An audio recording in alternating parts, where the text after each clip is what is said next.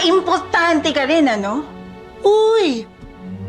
Hindi ako nagpapa-importante.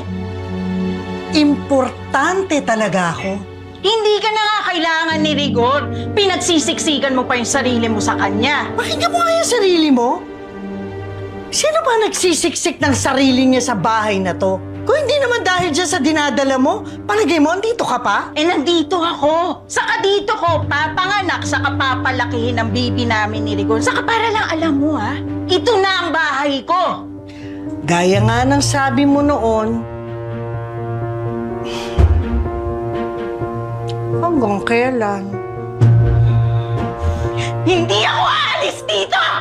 Saka gagawin ko lahat para lang mawala ka sa buhay namin ni Rigor. Unti-unti nang nakikita ni Rigor na perwisyo ka sa buhay niya. Oh, galingan mo.